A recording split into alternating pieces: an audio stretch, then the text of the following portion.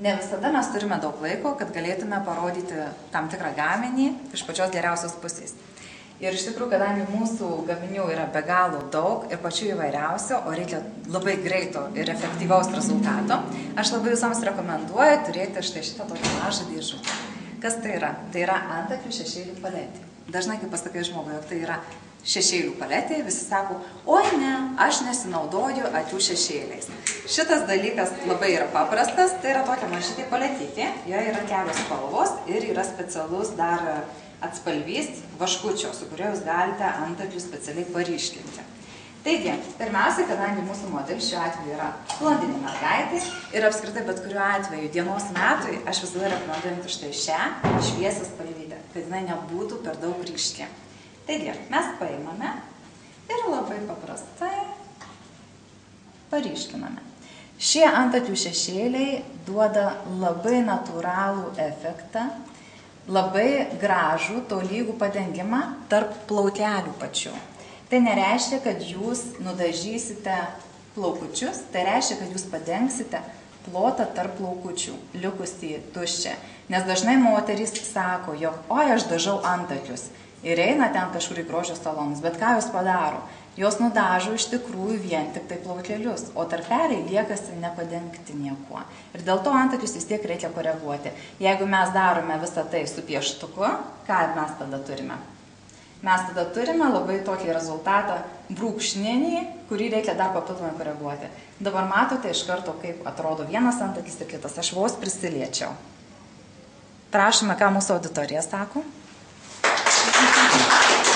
Mūsų auditorija, ar matote skirtumą? Taip.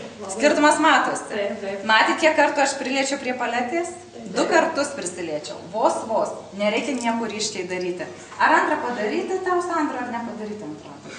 Būtina vieno. Gerai, daroma būdu. Iš tikrųjų, čia jūs galite centre padaryti šitą dalyką, galite namų sąlygomis labai greitai. Tai trunka labai minimaliai. Taigi, darome antrąjį antakį.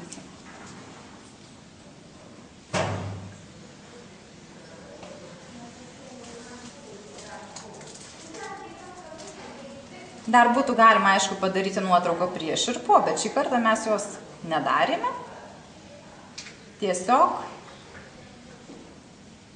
iš karto jūs matote, koks tai pasidaro skirtumas.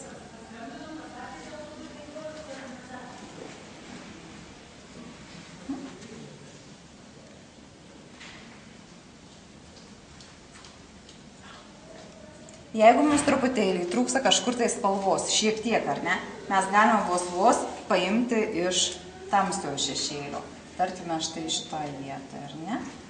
Vos imame ir padengime. Daugiau reikia įretušuoti, negu dažyti. Čia yra spalva priklausoma nuo to, kaip mes ją įbrauksime į patį antakėlį, ar ne? Štai šitą. Pakoreguojame. Kada antakiai yra silpnesni, netokie ryškus, tai antakių šešėlių paletė yra superinis variantas. Viskas, prašom, rezultatas yra. Ar bus paprasta naudotis tokią paletę? Viskas, ačiū Sandrai.